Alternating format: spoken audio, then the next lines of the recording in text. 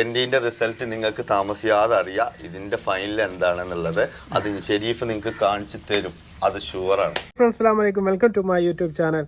അപ്പോൾ നമ്മുടെ മണ്ണാർക്കാട് ഷെരീഫും സാജിയുമായി ബന്ധപ്പെട്ട 2 വീഡിയോ നമ്മൾ ചെയ്തിരുന്നു. അപ്പോൾ എന്താണ് യഥാർത്ഥത്തിൽ സംഭവിച്ചത് എന്നൊക്കെ വ്യക്തമാക്കിക്കൊണ്ട് നമ്മുടെ ഷെരീഫ് പുതിയതായിട്ടൊരു ഇൻ്റർവ്യൂ ഒരു ചാനലിന് കൊടുത്തിട്ടുണ്ട്.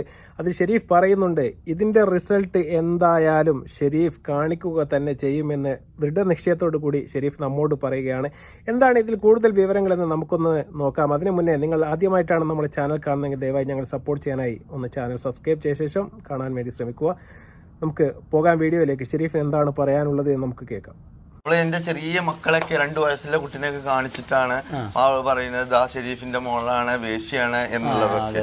ഇതൊക്കെ കണ്ടിട്ട് കുറെ കോഴിക്കോട്ട് നിന്ന് ഒരു അഡ്വക്കേറ്റ് എന്നെ വിളിച്ചിരുന്നു. എനിക്ക് ഫീസ് ഒന്നും തരണ്ട, ഞാൻ ഈ കേസ് അറ്റൻഡ് ചെയ്യാറുണ്ട്. അപ്പൊ ഞാൻ പറഞ്ഞത് ഓൾറെഡി ഒരു അഡ്വക്കേറ്റിനെ ഞാൻ ഏൽപ്പിച്ചിരിക്കണു. അപ്പൊ ഇതില് കുറച്ച് വേറെ പല ആളുകളും ഇതിൽ ഇടപെട്ടിട്ടുണ്ട്. അപ്പൊ എന്തെങ്കിലും ഹെൽപ്പ് വേണമെങ്കിൽ ഞാൻ നിങ്ങളെ വിളിക്കാം എന്ന് ഞാൻ ഓൾറെഡി പറഞ്ഞിട്ടുണ്ട്. അപ്പോ ഞാൻ മനസ്സിലാക്കാൻ തരാം, ഓരോ ബ്ലോഗർക്കും അതായത് യൂട്യൂബിൽ ശരിക്കും ക്രിയേറ്റ് ചെയ്യുന്ന ആൾക്കാർക്കാണ് ഏറ്റവും കൂടുതൽ സ്ഥാനമുള്ളത്. നല്ല ക്രിയേറ്റർമാർക്ക് നല്ല സപ്പോർട്ട് എന്നും കിട്ടിയിട്ടുണ്ട്. ഞാൻ ആദ്യമായിട്ടാണ് നിസ്കാരക്കുപ്പായിട്ടാണ്ട് സലാം പറഞ്ഞ ഒരാൾ തെറി പറയുന്ന ഒരു വീഡിയോ കാണുന്നത്. ഇൻട്രോ തെറിയായിരിക്കും, കാരണം നിസ്കാരക്കുപ്പായത്തിൽ വന്നിട്ട് തെറി പറയാം. മാന്യമായി ജീവിക്കുന്ന ആൾക്കാരെ കുറിച്ചിട്ടും കുറെ ബ്ലോഗർമാരെ കുറിച്ചിട്ടും ഏറ്റവും കൂടുതൽ റീച്ച് കിട്ടാൻ വേണ്ടിയിട്ടുള്ള കളികൾ. ഷെരീഫ് പറയുകയാണ് എൻ്റെ 2 മക്കളെ കാര്യങ്ങളും അതുപോലെ തന്നെ ചൈൽഡ് ലൈനിൻ്റെ കേസുമായി ബന്ധപ്പെട്ട് അദ്ദേഹം പറയുന്നുണ്ട്.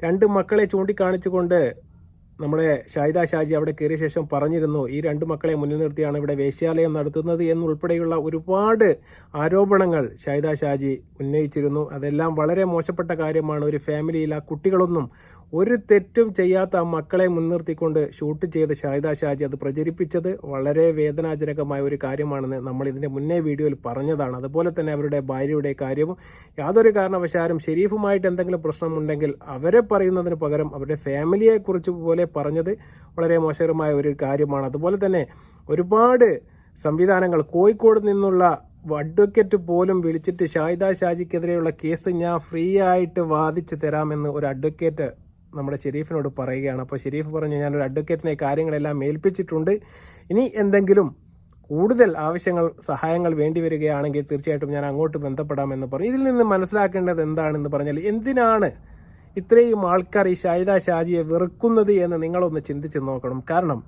യൂട്യൂബ് തുറന്നു കഴിഞ്ഞാൽ ഒരുപാട് ഫാമിലികളും ഒരുപാട് ആൾക്കാരും ഈ റെസ്റ്റ് ടൈമുകളൊന്ന് ചിലവഴിക്കുന്നത് നമ്മുടെ യൂട്യൂബ് പോലത്തെ ഈ സോഷ്യൽ മീഡിയ പ്ലാറ്റ്ഫോമിലാണ്. ഇപ്പോൾ കൂടുതലായിട്ടും അവർ അതിലാണ് ചിലവഴിക്കുന്നത്. അപ്പോൾ അവർ കാണുന്ന വീഡിയോ എന്ന് പറയുന്നത് ബിസ്മില്ലാഹിർ റഹ്മാനിർ റഹീം എന്ന് പറഞ്ഞതിന് ശേഷമുള്ള ചീത്തകളാണ്. എന്താണ് ഈ കമ്മ്യൂണിറ്റിക്ക് പറ്റിയത്, ഇവരെന്താണ് ഇങ്ങനെ എന്നൊക്കെ ആൾക്കാർ ചിന്തിക്കും. അതുപോലെ തന്നെ ഈ കുട്ടികൾ ഒരുപാട് ആൾക്കാർ ഇത് പ്രേരണ ഉൾക്കൊണ്ടുകൊണ്ട് ചിലപ്പോൾ ഈ പറയുന്ന തെറികളെല്ലാം അവർ ആദ്യമായിട്ട് കേൾക്കുകയും അത് അവരുടെ സുഹൃത്തുക്കളുടെ ഇടയിലേക്ക് പോയിട്ട് പറയാനും എല്ലാം ഒരുപാട് സാധ്യതകളുണ്ട്. അതുകൊണ്ട് തന്നെയാണ് ഇതിനെതിരെ ഒന്ന് പ്രതികരിക്കണം എന്നുള്ള രീതിക്ക് ഒരുപാട് അഡ്വക്കേറ്റുമാരും അതുപോലെ തന്നെ ഒരുപാട് നിയമം അറിയുന്ന ആൾക്കാരും ഇതിൽ കണ്ടന്റ് ഉണ്ട്. നിങ്ങൾ ഈ ഗോൾഡൻ ചാൻസ് മിസ്സാക്കരുത് എന്ന് ഷെരീഫിനോട് പറയാനുള്ള പ്രധാനപ്പെട്ട ഒരു കാരണം. ബാക്കി കാര്യങ്ങൾ നിയമത്തിന്റെ കണ്ണിൽ എന്താണ് ഷെരീഫ് ചെയ്യുന്നത് എന്ന് നമുക്ക് നോക്കാം. സത്യം പറഞ്ഞിട്ടുണ്ടെങ്കിൽ എനിക്കത് എന്താ പറയാ, ഒരു ക്യാമറയുടെ മുമ്പിൽ ഇപ്പൊ പറയരുത് എന്റെ അഡ്വക്കേറ്റ് അത്രയും പറഞ്ഞിരിക്കുന്നു. അതുപോലെ എന്താ പറയാ, ഞാൻ ഇത് കൊടുത്തിരിക്കുന്നത് മുകളിലേക്കാണ്, താഴെയൊന്നുമല്ല. അപ്പോൾ ഇവളുടെ ഇതിന്റെ മുമ്പും ഇവളുടെ ഫാമിലി ഇഷ്യൂ ആയിട്ടും തൊട്ടടുത്തുള്ളതും അങ്ങനെ ആയിട്ട് എല്ലാതും പാടെ എന്റെ മാത്രം വിഷയമല്ല.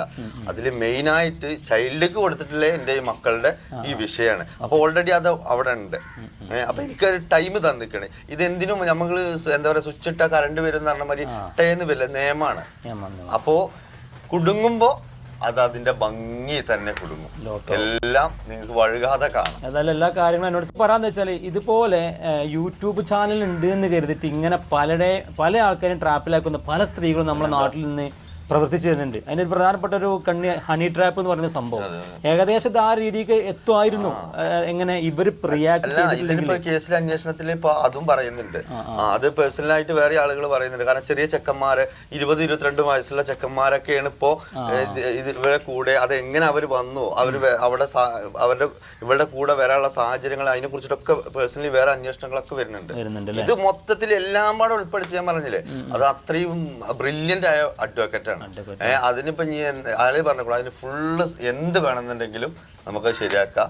ഇതിന്ന് ഈ ധൈര്യമായിട്ട് ഇപ്പൊ കേസിന്റെ കാര്യത്തെ കുറിച്ച് നീ പറയണ്ട, ബാക്കിയുള്ളത് പറഞ്ഞോ, അവൾ ഇതിൽ ലോക്കാണ് എന്നുള്ളത്. ഷെരീഫ് പറയുന്നുണ്ട്, ഞാൻ താഴെത്തട്ടിലൊന്നും പരാതി കൊടുക്കാൻ വേണ്ടി നിന്നില്ല. ഷാഹിദ ഷാജി അവരുടെ വീഡിയോയിൽ പറഞ്ഞിരുന്നു പോലീസ് സ്റ്റേഷനിൽ ഒരു പരാതി എഴുതി കൊടുക്കാൻ വേണ്ടി പറഞ്ഞപ്പോൾ ആ പേപ്പർ വാങ്ങി ഷെരീഫ് അവിടെ നിന്ന് ഓടിപ്പോയി എന്നൊക്കെയാണ് ഷാഹിദ പറഞ്ഞത്. അതിന്റെ കാരണം ഇതാണ്, താഴെത്തട്ടിൽ മണ്ണാർക്കാട് പോലീസ് സ്റ്റേഷനിൽ ഷാഹിദ ഷാജിക്കെതിരെ ഒരു പരാതി കൊടുത്തത് കൊണ്ടൊന്നും യാതൊരു കാര്യവുമില്ല. കാരണം എന്തെന്ന് പറഞ്ഞാൽ അവരൊരു സ്ത്രീയാണ്.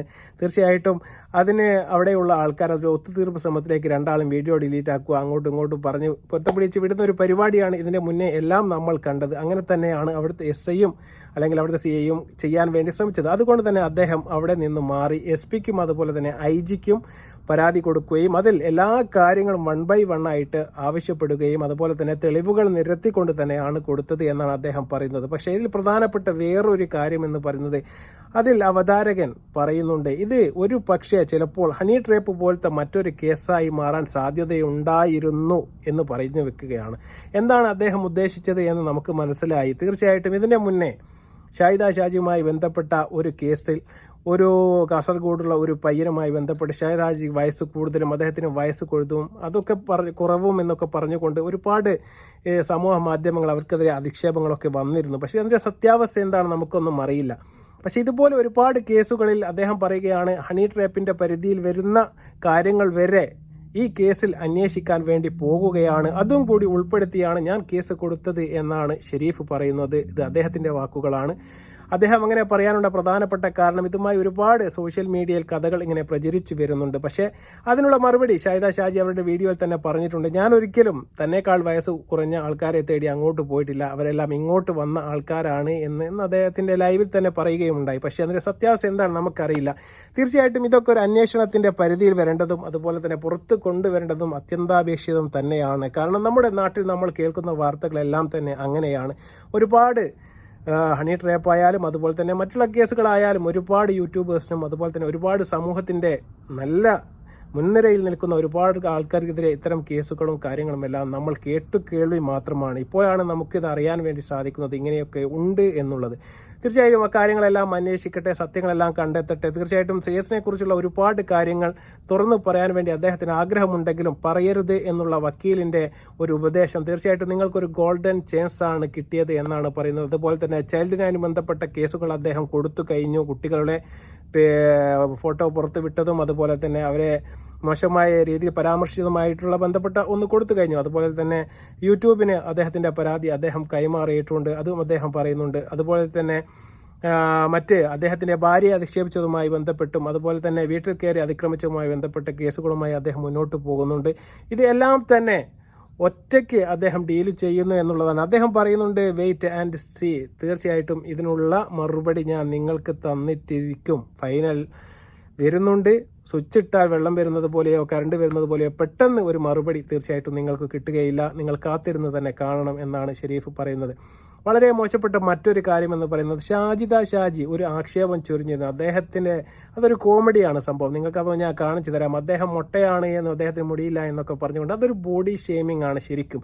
ഞാനൊരു കാര്യം പറയുകയാണെങ്കിൽ, നീ കേസ് കൊടുക്കുന്ന സമയത്ത് തീർച്ചയായിട്ടും അതുകൂടി ഉൾപ്പെടുത്തിയായിരിക്കണം കേസ് കൊടുക്കേണ്ടത്. നിന്നെ വെള്ളാമ്പാറ്റ എന്നും അതുപോലെ തന്നെ മുടിയില്ലാത്തവൻ കഷണ്ടി എന്നൊക്കെ പറഞ്ഞ് ബോഡി ഷെയ്മിങ്ങിൽ വീഴുന്ന ഒരു കാര്യമാണ്. അത്തരം കാര്യങ്ങൾ എടുത്ത് പറയാൻ സമൂഹത്തിൽ ആർക്കും നമ്മുടെ നിയമം ഒരു അധികാരവും കൊടുക്കുന്നില്ല. നിന്റെ ശരീരത്തിൽ എന്തെങ്കിലും മിസ്റ്റേക്കുകൾ ഉണ്ടെങ്കിൽ അത് പടച്ച റബ്ബ് നിനക്ക് തന്നതാണ്. അതിനെ ആക്ഷേപിക്കാനോ അപഹസിക്കാനോ ഷാഹിദ ഷാജിക്ക് എന്നല്ല ആർക്കും ഈ ലോകത്ത് ഒരു അധികാരവുമില്ല. അതുകൂടി കൂട്ടിയിട്ടായിരിക്കണം നീ ഒരു കേസ് കൊടുക്കേണ്ടത് എന്നാണ് പറയുന്നത്. ഷാഹിദ ഷാജി ആക്ഷേപിക്കുന്ന ആ വീഡിയോ നമുക്കൊന്ന് കാണാം. തൊപ്പിയിട്ട് കൊണ്ട് അവ എണിച്ച് വരുമ്പോഴേ തൊപ്പിയൊക്കെ എടുത്തിട്ടിട്ട് വരുന്ന ചൊട്ട കാണാണ്ടിരിക്കാന് വേഗം തൊപ്പിയൊക്കെ എടുത്തിട്ട് വരുന്നു.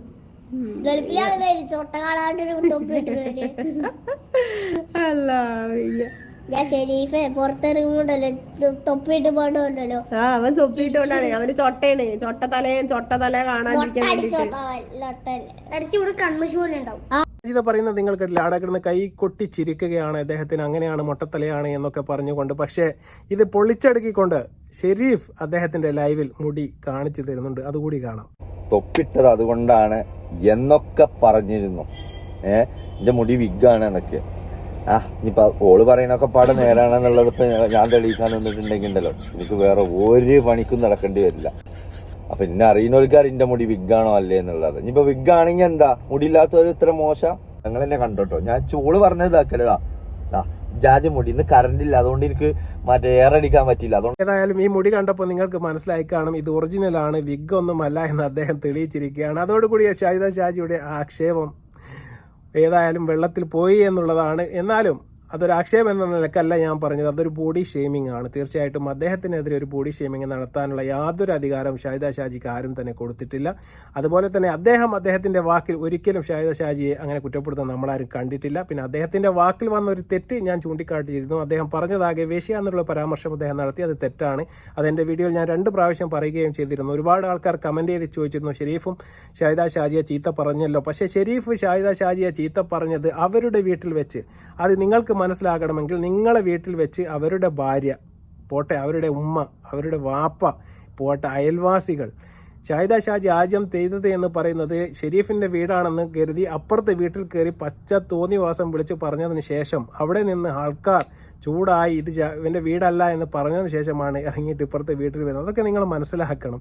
അങ്ങനെ ഒരു അധികാരം ആർക്കാണ് കൊടുത്തത്? ഈ നാട്ടിൽ എല്ലാവർക്കും ജീവിക്കേണ്ട ഒരു നാടാണ്. ഇവിടെ എല്ലാവർക്കും അതിനുള്ള അധികാരവുമുണ്ട്. അതുപോലെ തന്നെ റിയാക്ട് ചെയ്യുന്ന കാര്യങ്ങൾ റിയാക്ട് ചെയ്യാൻ പലപ്പോഴും ഞാൻ പറഞ്ഞതാണ്, ആ അധികാര പരിധിക്ക് പുറത്ത് വെച്ചല്ല ഞങ്ങൾ റിയാക്ട് ചെയ്യുന്നത്. ഞങ്ങളുടെ അഭിപ്രായം എന്നുള്ള നിലക്കാണ് ഞങ്ങളിത് പറയുന്നത്. അല്ലാതെ അവരെ അങ്ങനെയാണ് ഇങ്ങനെയാണ് എന്നൊന്നും ഞങ്ങൾ ആരുടെയും വാക്ക് കടമെടുത്തുകൊണ്ട് പറയുകയില്ല. അതുകൊണ്ട് തീർച്ചയായിട്ടും ഷാഹിദ ഷാജി ഇനിയുള്ള ഒരുപാട് ദിവസങ്ങൾ ഷാഹിദ ഷാജിക്ക് വളരെ വിലപ്പെട്ടതാണ്. വരുന്ന ദിവസങ്ങൾ കേസും കൂട്ടവുമായിട്ട് മുന്നോട്ട് പോകാനുള്ളതാണ് എന്നാണ് തോന്നുന്നത്. തീർച്ചയായിട്ടും ഒരു ഫൈനൽ ഡിസിഷനുമായി നമ്മുടെ ഷെരീഫ് നമ്മുടെ മുന്നിലേക്ക് ഒരു വീഡിയോ ആയിട്ട് വരുമെന്നാണ് പറയുന്നത്. അതും കാത്ത് നമ്മൾ വെയിറ്റ് ചെയ്തിരിക്കുകയാണ്. Wait and see. അപ്പോൾ നമുക്ക് കാണാം. വീണ്ടും നല്ല വീഡിയോയുമായി വരുന്നത്. നന്ദി, നമസ്കാരം.